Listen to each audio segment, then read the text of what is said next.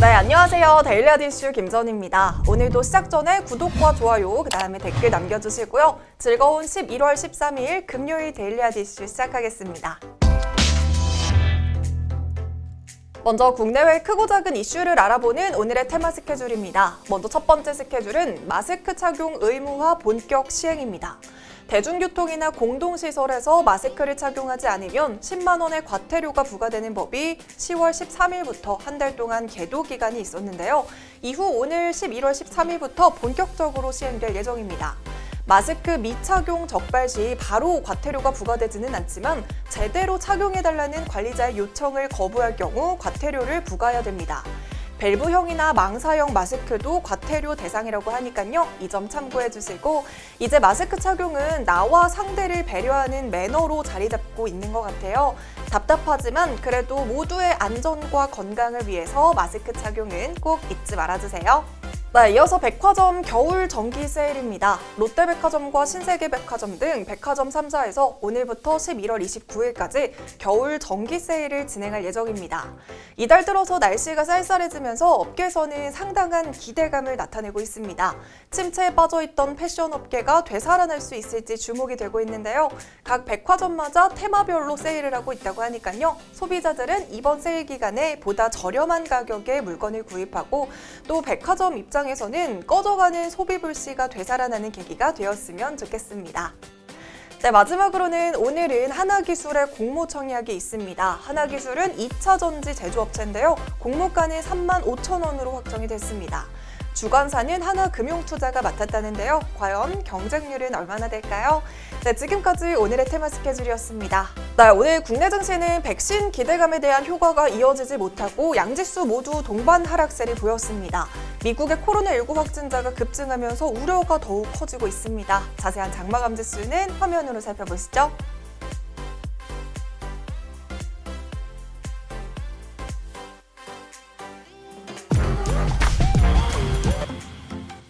네, 이어서 오늘의 공시 체크해보도록 하겠습니다. 오늘의 공시는 파미셀의 15.5억 원 상당의 뉴클레오시드 공급 계약 공시입니다. 파미셀에서 의약 중간체인 뉴클레오시드에 관한 공시를 발표했습니다. 계약 금액은 15.5억 원 규모로 최근 파미셀 매출액 324.8억 원 대비 약 4.77% 수준입니다. 뉴클레오시드는 진단키트와 RNA 기반의 핵산 치료제의 주 원료인데요. 파미셀의 3분기까지 뉴클레오시드 누적 매출은 112억 원으로 지난해 같은 기간보다 121%의 성장세를 보였습니다. 이처럼 뉴클레오시드 수요는 계속해서 증가하고 있는데요. 회사 측에서는 앞으로도 글로벌 수요 증가에 더욱 적극적으로 대응하겠다고 밝혔습니다. 네, 이 수주 공시에 오늘 파미셀 주가는 장중에 11% 넘게 상승하면서 강세를 보였습니다. 네, 그럼 오늘의 주식시장을 들썩이게 한 오늘의 특징주 살펴보겠습니다. 네, 먼저 첫 번째 특징주는 넥슨GT입니다. 넥슨에서 디즈니에 다시 지분 매각을 시도할 것이라는 기대감이 부각이 되면서 자회사인 넥슨GT의 주가가 급등세를 보였습니다. 지난해 창업자인 김정주 NXC 회장은 디즈니의 넥슨 지분 일부를 매각을 시도한 바 있었습니다. 디즈니 역시 게임 분야로의 진출을 원하고 있었기 때문에 디즈니가 넥슨을 통해 그 꿈을 실현시킬 것으로 점쳐지면서 이 두 회사의 인수 협상은 시장에 굉장히 많은 주목을 끌었습니다. 디즈니가 넥슨 인수에 미적지근한 반응을 보이면서 협상이 결렬되었는데요. 다시 한번 이 협상에 대한 기대감이 생겨나고 있습니다. 넥슨에서 지난 9일 넥슨은 신임 사회이사에 케빈 메이어를 내정했기 때문인데요. 이 메이어는 월트 디즈니 최고 전략 책임자로 일한 적이 있고요. 2018년부터는 스트리밍 서비스 사업부를 맡아서 디즈니 플러스와 ESPN 플러스 그리고 훌루 등 신규 서비스를 선보인 바 있습니다. 이에 시장에서는 디즈니 지분 매각을 재추진하는 게 아니냐라는 관측이 나오고 있는 상황입니다. 이 같은 소식에 자회사 넥슨GT는 장중에 20% 넘게 상승하면서 매수세가 강하게 몰리는 모습을 보였습니다. 네, 두 번째 특징주는 YBM넷입니다. 코로나19 확진자가 2달여 만에 다시 200명에 육박하면서 이 재확산 우려가 다시 고조되고 있습니다. 6일 연속으로 세 자릿수를 기록하고 있고요. 신규 확진자가 정점을 찍고 내려오던 이 9월 4일 이후 70일 만의 최다 기록입니다. 그동안은 신규 확진자 대부분이 수도권에서 발생했지만 지금은 강원도와 충남, 전남 등 비수도권에서도 확진자가 계속해서 나오고 있습니다. 특히 수능과 연말 연시를 앞두고 전국 곳곳에서 이 무더기 감염이 일어나면서 겨울철 재유행 우려가 커지고 있습니다. 특히 강원도의 한 초등학교에서는 교장과 교감 5명이 자격 연수 프로그램을 받던 중 코로나19에 줄줄이 감염되면서 강원도의 24개 초중고교의 등교 수업이 임시 중단되기도 했습니다. 이에 교육주가 다시 움직임을 보이고 있는데요. YBM넷은 장중에 20% 넘게 상승하기도 했고요. 메가MD와 메가스터디, 아이스크림 에듀 등 교육주들 일제히 빨간불을 켰습니다. 뿐만 아니라 재택근무 관련주인 알서포트와 링네트, ECS 등도 코로나19 재확산에 다시 오름세를 보이면서 마감했습니다. 네, 세 번째 특징주는 엔투텍입니다. 이번 주는 계속 화이자 관련 백신이 크게 이슈가 되었었죠. 이번에는 모더나 관련주가 다시 주목을 받고 있습니다. 미국 바이오 기업인 모더나에서 코로나19 백신 임상 결과 발표를 예고했기 때문입니다. 현지 시각으로 11일 로이터 통신에 따르면 앤서니 소장은 이 모더나에 대해 일주일 안에 코로나19 백신 임상 자료를 얻을 수 있을 것이라고 발표하면서 모더나 백신이 화이자와 비슷한 형태라는 점에서 효능도 비슷할 것으로 전망했습니다. 여기에 엔투텍은 모더나의 코로나19 백신을 유통하는 대표 기업인데요. 모더나와 함께 백신 고급 수량과 일정, 가격 등 국내 유통을 위해 협의 중이라고 밝힌 바 있습니다. 엔투텍은 10월 28일부터 백신 기대감에 연이어서 상승세를 보였던 종목입니다. 10월 말까지만 해도 1,800원대였던 주가는 오늘 7,600원까지 오르면서 최고점을 경신했습니다. 공시편에서 말씀드린 파미셀 역시 모더나 관련주로 분류가 되면서 오늘 강세를 보였습니다. 네 번째 특징주는 코맥스입니다.